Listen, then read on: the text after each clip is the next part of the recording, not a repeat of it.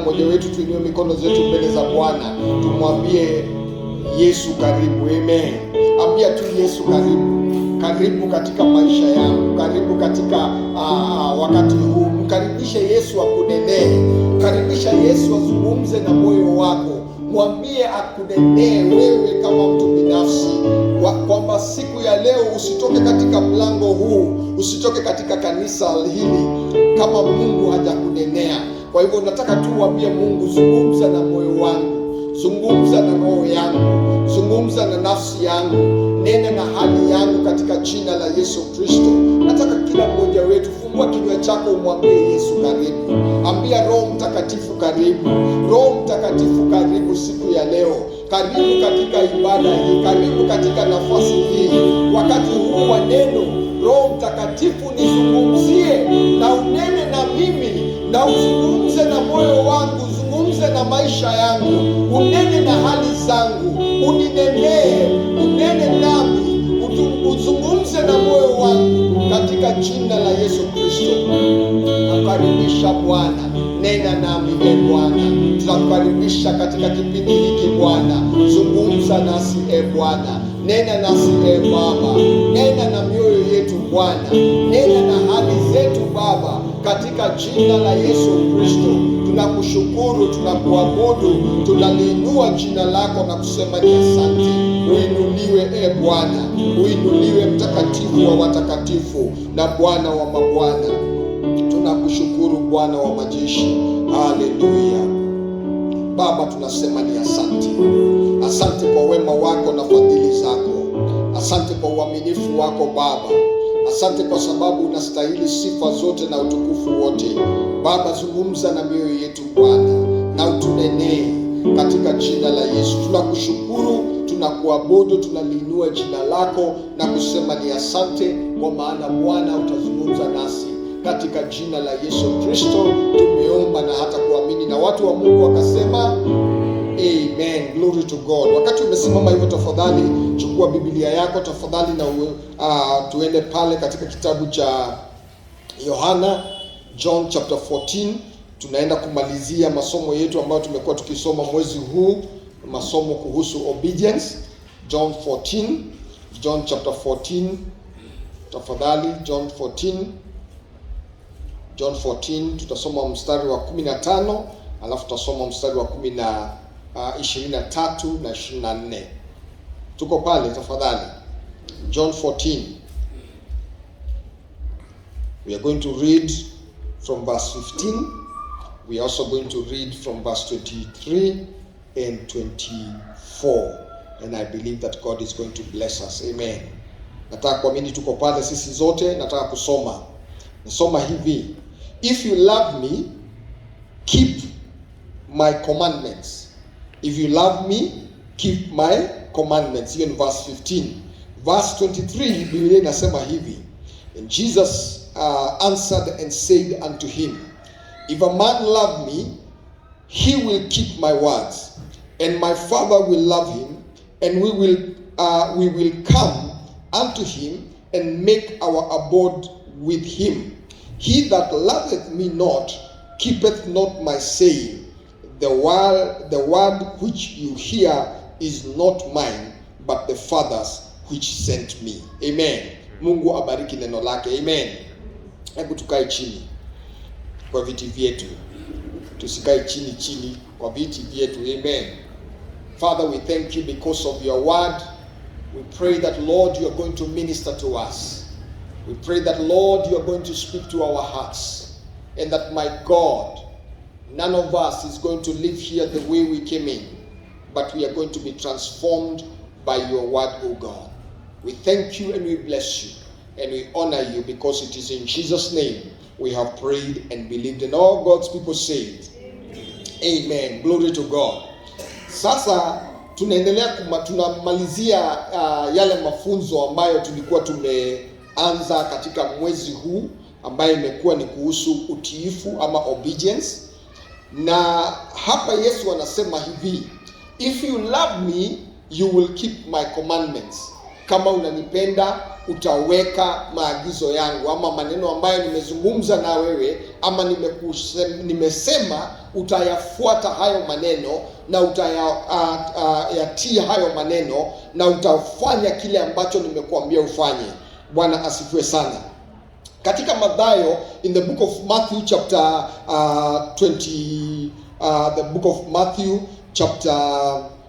22, if you go to the book of Matthew chapter 22, utapata kuna maandiko hapo. Kuna wakati mmoja wale wanaitwa Sadducees walikuja kwa Yesu wakitaka kuchallenge Yesu, kwa sababu hao hawaamini kuhusu resurrection ama kufufuka. Na kwa hivyo walikuja na story kubwa sana ambayo walitaka kumpatia Yesu, wakitaka kupima Yesu, kujua kama ama kumweka Yesu kwa mtego fulani. Lakini walipojaribu kumweka Yesu kwa huo mtego ikashindikana, na wakashindwa kumweka kwa mtego. Nao Wafarisayo walipojua kwamba Yesu ameweza ama Wasadducees wameshindwa kumweka Yesu kwa mtego, wakatafuta mmoja katikati yao ambaye Biblia inasema kwamba he was an expert in the law. Kwa hivyo he was not just an ordinary Pharisee, but he was an expert in law. Kwa hivyo ni mtu ambaye alikuwa ako na ujuzi wa hali ya juu kuhusiana na sheria. Na kwa hivyo Wafarisayo wakachagua huyo ili kwamba akuje amjaribu Yesu. Na huyu expert of the law alipokuja kwa Yesu, alikuja akikuwa na hakika kabisa ile swali nitaenda kuuliza huyu Yesu hataweza kujitoa hapo, na nitaweza kumchanganya na ataweza kushindwa kujibu ile swali. Kwa hivyo yule Farisi alipokuja kwa Yesu, ukisoma kuanzia mstari wa 34 inasema hivi: But when the Pharisees had heard that he had put the Sadducees to silence, they were gathered together. Wao Pharisees wakaungana pamoja. Then one of them, which was a lawyer, asked him a question. Amauliza Yesu, tempting him and saying, Master, which is the greatest commandment in the law? Sasa huyu ni Farisi anauliza Yesu, na si mfarisi wa kawaida. Huyu wanasema ni expert wa sheria. Kwa hivyo he's a lawyer, he's an expert in this law. Kwa hivyo yeye katikati ya wale Pharisees wengine wote alichaguliwa ili kwamba a challenge Yesu. Na ile challenge aliletea Yesu, alimkuja kwanza akamuita master. Now, considering kwamba yeye anakuja kutempt Yesu, anakuja kupatia Yesu changamoto, even that word master in itself was sarcastic. Bwana asifiwe sana. Wakati anamuita master, si ati anamaanisha, si ati kwamba anamtambua kwamba yeye ni Bwana, lakini anatumia hiyo kama njia ya kudhihaki Yesu.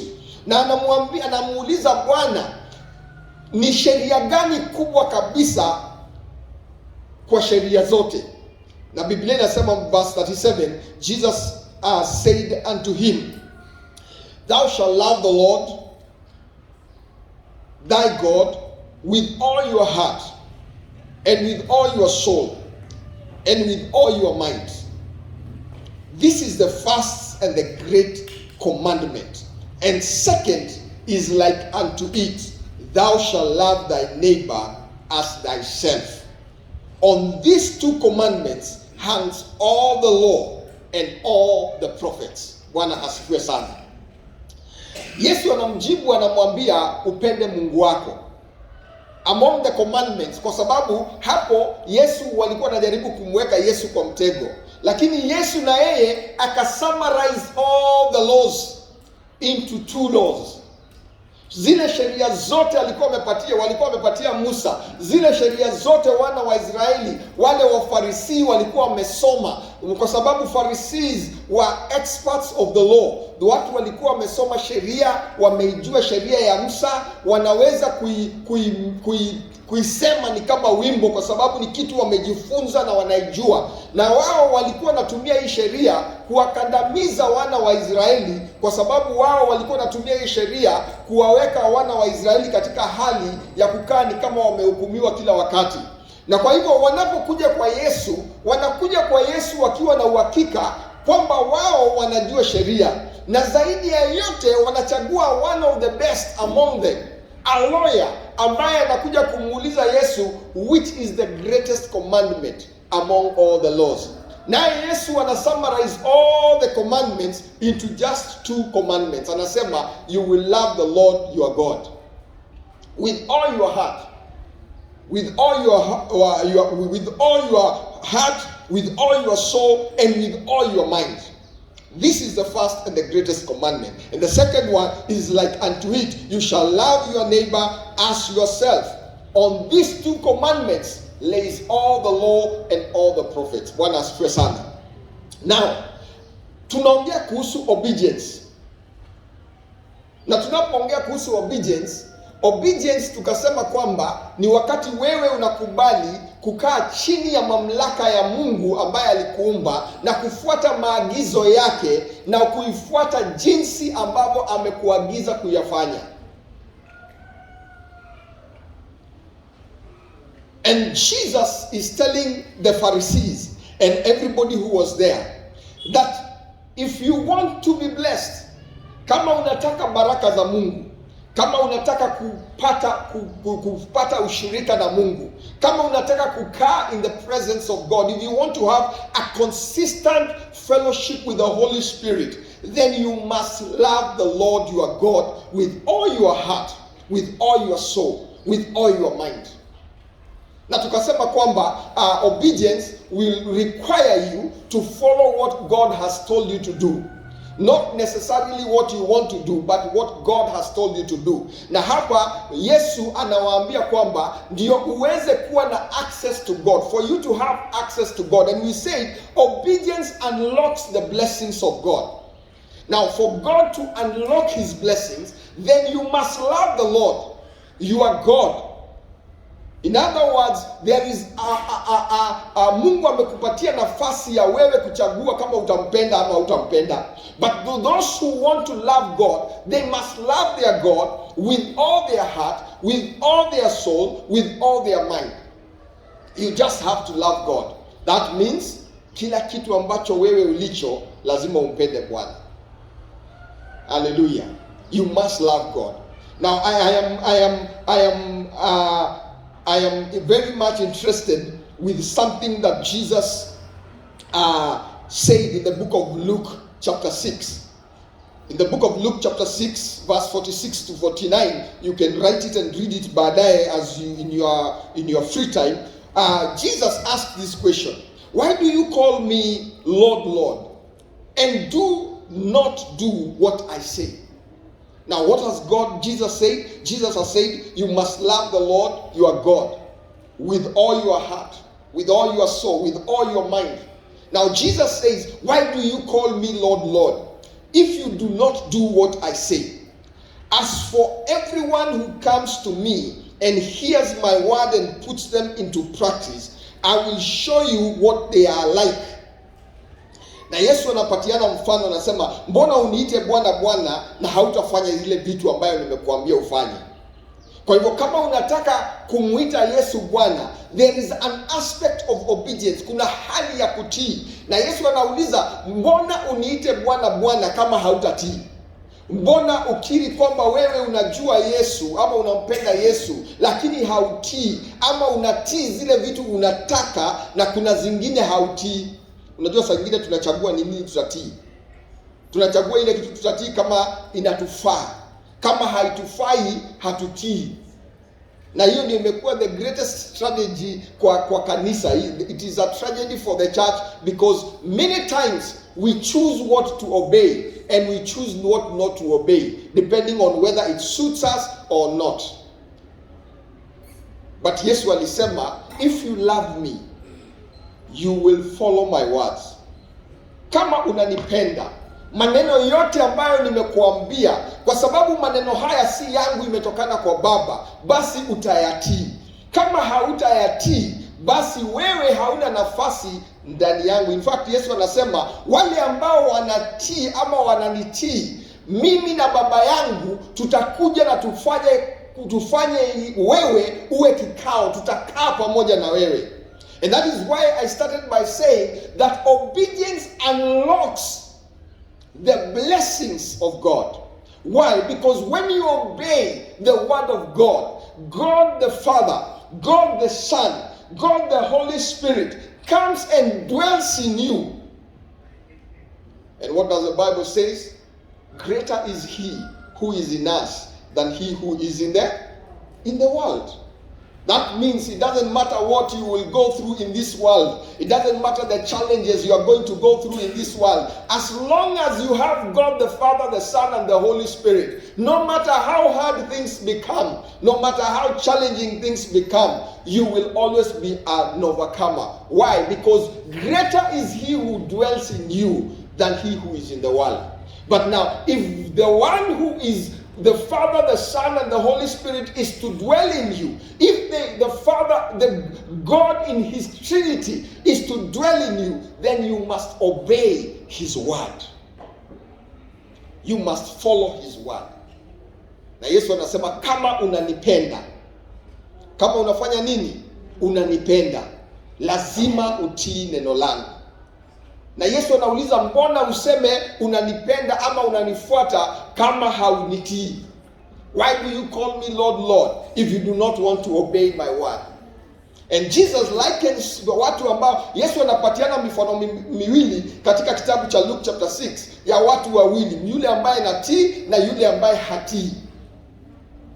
Kuna watu wawili pale, yule ambaye anatii na yule ambaye hatii. Na Yesu anasema yule ambaye anatii, anasema hivi, The one who hears my word and puts them in practice, I will show you what they are like. They are like a man building a house who dug down deep, laid the foundation on the rock, and when the flood came, the torrent struck that house, but could not shake it because it was well built. But the one who hears my words and does not put them into practice is like a man who builds a house on the ground without a foundation. The moment the torrent struck that house, it collapsed and its destruction was complete. Yesu anasema hivi, kuna watu wawili hapa. Na maana Yesu anaanza na kuuliza, mbona uniite Bwana Bwana kama hautatii maneno yangu? Na kitabu cha John tumesoma tukaambiwa kwamba Yesu anasema wale ambao wananipenda watafuata maagizo yangu, watanitii. Wale ambao wananipenda ama wale ambao wanasema wananipenda lazima wafuate maneno yangu. Na yule ambaye anafuata maneno yangu, atakapofuata maneno yangu, mimi na Baba yangu tutashuka na tukae ndani yake. Kwa hivyo huyo ni yule mtu ambaye anafanya nini? Anatii. Which means yule ambaye hatii, what happens? Hii ni common sense, ndio? What happens? Kama Mungu anasema, Yesu anasema wale ambao unitii, wale ambao wanatii neno langu, mimi na Baba yangu tutakuja tuishi ndani yake. Kwa hivyo ni kumaanisha kama hautii, Mungu in his Trinity will not dwell in you. True or false? Kweli ama si kweli? Kwamba kila mmoja wetu kama Wakristo tuelewe na tufahamu hivi kwamba as long as you are not obedient and you don't obey his commandments, then God does not make you a dwelling place in you. God does not make a dwelling in you because you are not obedient to him. Hautii maneno yake, haufuati maneno yake. And in fact, God says that person, kulingana na Mungu, huyo mtu anipendi. Unaweza sema unanipenda, unaweza behave kama unanipenda. Unajua kuna mtu huaga anasema nakupenda. Unajua hata kuna watu wanaambiaga wasichana anampenda. Si ni kweli? Lakini kwa ukweli tu si ati ni yeye anapenda. Kuna kitu kingine. Ukweli ama si kweli? Si kuna wazee wanadanganya wasichana unawapenda. Ninakupenda sana. But the reality is different. Kuna wamama wanadanganya wanaume wanawapenda, lakini si wanaume wanapenda, ako na another agenda. So kusema tu unapenda mtu haimaanishi unampenda. Kuna matendo ambayo yanaambatana na huo upendo. Kukiri peke yake haitoshi. Lazima kuwe na kitu ya kuonyesha na kudhibitisha kwamba wewe unapenda huyo mtu. There has to be commitment. There has to be sacrifice. Kweli? There has to be seriousness in this relationship. Kwa hivyo hauwezi sema unapenda mtu na you are not serious na huyo mtu. Hauchukulii maanane mambo ambayo yanahusu huyo mtu. Hauna wakati na huyo mtu. Hausikizi kile huyo mtu anasema. Because if you love somebody, you must have time with that person. True or false? If you love somebody, you must make sacrifices for that person. If you love somebody, you must be able to pay attention and give time to that person. And therefore, Yesu anasema, kama unanipenda, if you love me, you will obey my words. Na Yesu anaendelea katika kitabu cha Luka, anauliza, kama nitakupatia mifano miwili, mbona useme unanipenda na wewe hautii maneno yangu? Na anapatiana mifano miwili ya watu, mmoja anamtii na mmoja hamtii. Na anasema hivi, yule ambaye ananitii ako kama mtu ambaye anataka kujenga nyumba. Anapotaka kujenga nyumba, anachimba msingi. Anaenda katika ule mwamba, tunaita ile foundation, si ndio? Ukitaka kujenga nyumba nzuri, lazima uanze kule kwa foundation, ndio uweze kufikia lile jiwe. Wakati tulikuwa tunajenga hili kanisa, tulichimba hizo pillars, unaona huku hivi kando kando, tulichimba tukafika kwenye jiwe lenyewe. Na tukaanza sasa mjengo wetu kutoka kwa lile jiwe, kiasi kwamba hii building, hata tukitoa hizi mabati na hii structure ya chuma, we can raise a building here that is almost 10-story building going up, kwa sababu ya foundation ambayo tulifanya nini? Tuliweka pale chini, yule msingi ambao tuliweka huku chini. Na Yesu anasema yule ambaye ananipenda ni kama yule mtu ambaye ako na hekima, anapojenga anaenda kwa msingi. Anaanzia mjengo wake kwa msingi. Ndio kwa sababu anapofanya hivyo, kutakapotokea shida, kutakapotokea earthquake, kutakapotokea dhoruba, kutakapotokea shida yoyote, ile nyumba hata itakapotikiswa haitaanguka, kwa sababu msingi wake ni imara. That is a person who loves God, who is obedient to his word. Na Yesu anasema hakuna haja ya kuniita Bwana Bwana kama haufuati maneno yangu. Na anasema yule ambaye ananiita Bwana Bwana na anafuata maneno yangu, lazima awe ni mtu ambaye analinganishwa na mtu ambaye anajenga nyumba yake kutoka kwa msingi kule akienda juu. Kwa hivyo ni kumaanisha, and unajua kwa nyumba, the hardest part of building a house is the foundation. Kweli ama si kweli? Kama kuna sehemu ambayo ni ngumu, Juma atakwambia, yeye ni fundi, atakwambia kwamba ndio ujenge pahali ambapo kuna kuaga na kazi kabisa, si ni kwa msingi, Juma? Pahali kunachukua pesa ni wapi? Kwa msingi, huko chini. Na unajua hiyo pesa unatumia kwa msingi, unarudi unafunika na hardcore. Kwa hivyo ukiambia mtu ati umetumia milioni moja, hata mtu mwingine atashangaa aje, kwa sababu haoni hiyo milioni pahali imetumika. But the important factor is, for the house to be stable, then you must work on the foundation. There is a lot of work that has to go in there. There is a lot of sacrifice. There is a lot of work that must be done. And that is the same thing na kila Mkristo. Wewe kama Mkristo lazima uwe tayari kufanya kazi na kufanya bidii kufuata neno la Mungu. Ndio wakati umejenga hiyo msingi, hata wakati dhoruba zitakuja, na zitakuja. Haleluya. Hata wakati kuna kutikiswa, na watu watatikiswa. Hata wakati shida zitakuja, na shida lazima zikuje. Wakati magonjwa yatakuja, na magonjwa lazima yaje. Wakati mambo yatakuja ya kukusonga, hautatikiswa kwa sababu msingi wako ni imara. Umejenga juu ya mwamba, na huyo mwamba ni nani? Yesu Kristo. So Yesu anasema wale ambao wanafuata neno langu, wale ambao wananitii, ni kama yule mtu ambaye anachukua muda kujenga msingi, kufanya msingi imara. Na anafanya hivyo kwa sababu ile msingi ndio itakusaidia wakati mambo yanakuja katika maisha yako kama Mkristo. Wakati wengine wanakuchukia, hautatoka kwa kanisa ati sababu ndugu fulani alikuchukia. Yeye hakukuokoa.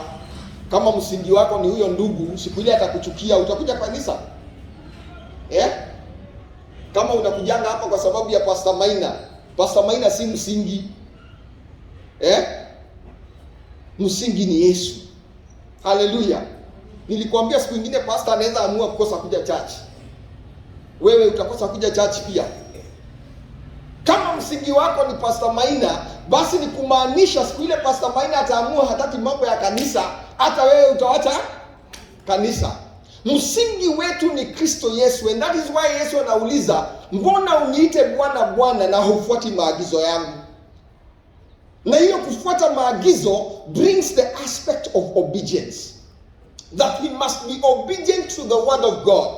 And the word of God says we must build our foundation on the rock, Jesus Christ.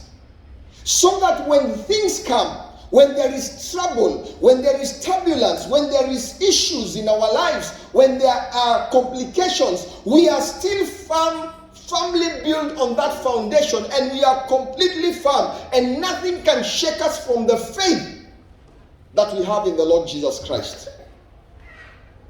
But to build that foundation, we must be obedient people.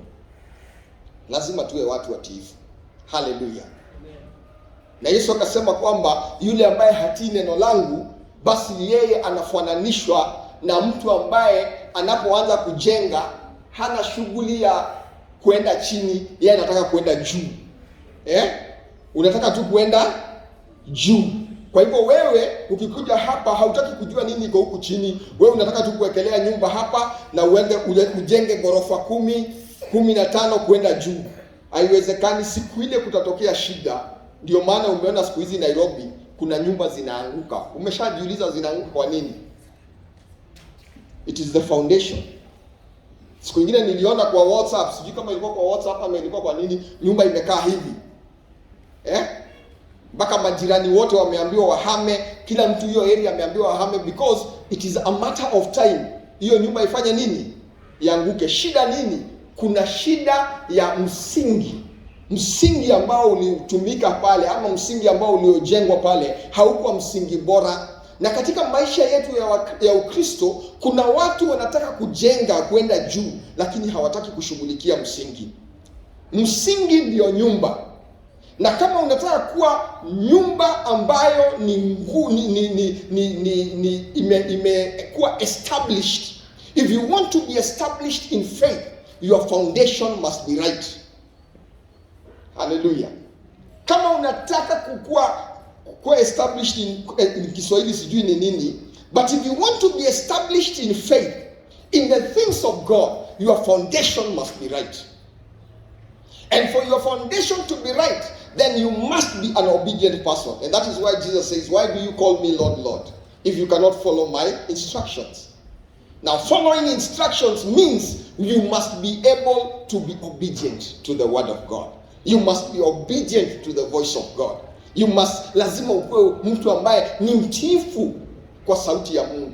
Mtu ambaye ako na ile kutamani kusikia kile Yesu anasema na kukifuata. Jumapili iliyopita tulisema kwamba mama ya Yesu aliambia wale wafanyikazi katika Kana la Galilaya katika ile harusi, akawaambia kwamba kile ambacho atawaambia mfanye.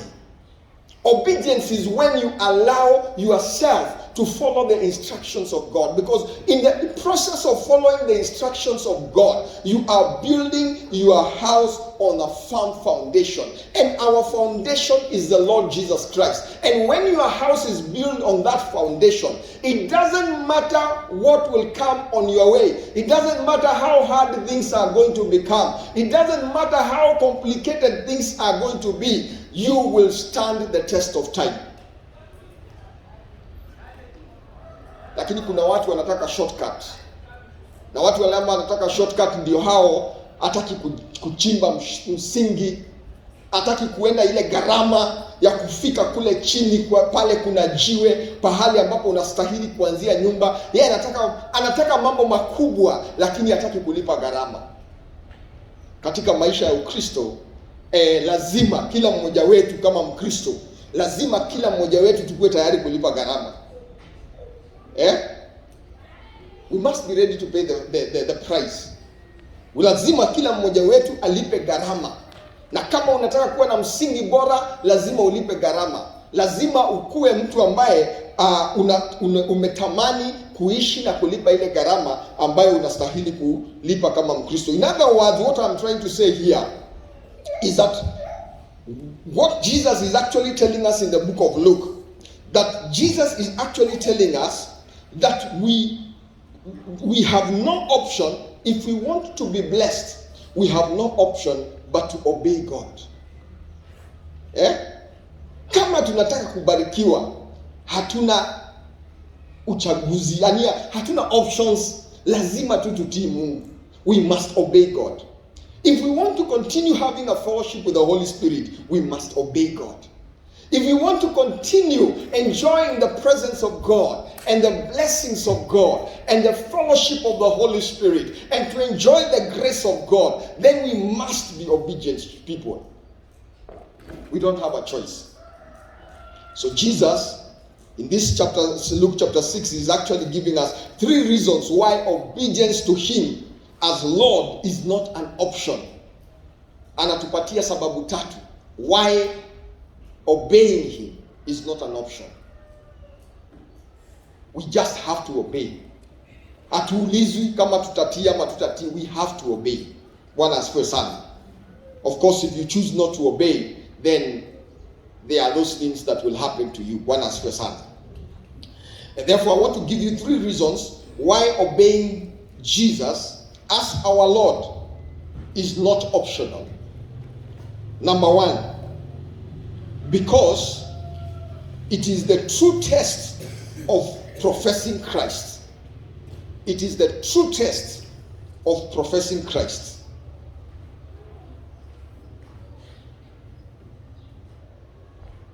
Ndio tujue kama wewe kukiri tu haitoshi.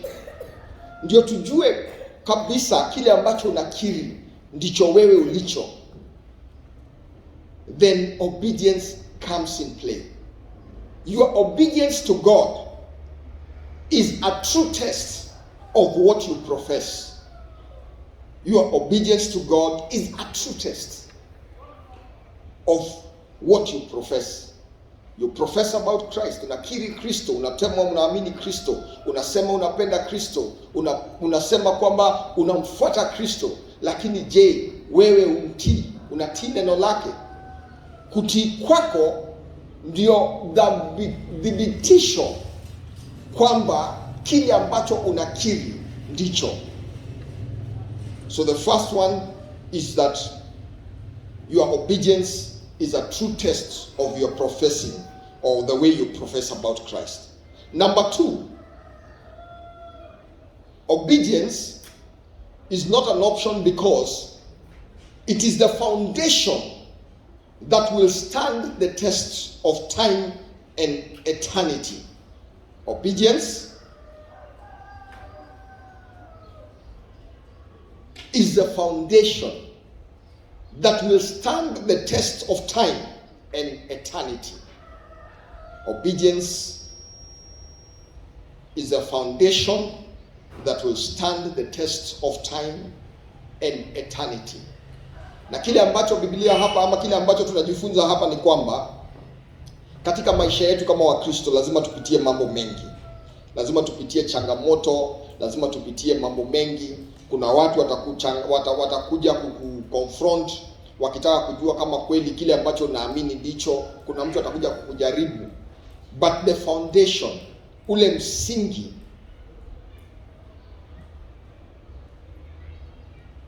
ndio utakusaidia kupigana ama kusimama hata wakati unapitia changamoto katika maisha yako. Hautawacha kuokoka kwa sababu umekosa pesa. Amen. Na ukienda ushago Christmas bado utakuwa umeokoka.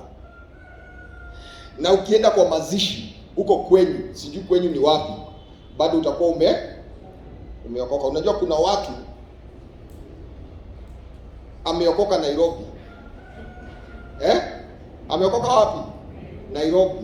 Akienda ushago, kama kuna mila na desturi na itikadi zinafanywa huko na kabila yao kule amezaliwa, anawacha kuokoka kwa hiyo muda, alafu anakuja kuchukulia wokovu pahali Naivasha akirudi Nairobi. Now an obedient Christian will remain saved in every circumstance of life. And that is why Paul said, what shall separate us from the love of God? Na analist vitu hapo. Ni njaa, ni dhiki, ni kukataliwa, ni kupigwa. Ni nini itakufanya kutenganisha na? So obedience is the foundation that will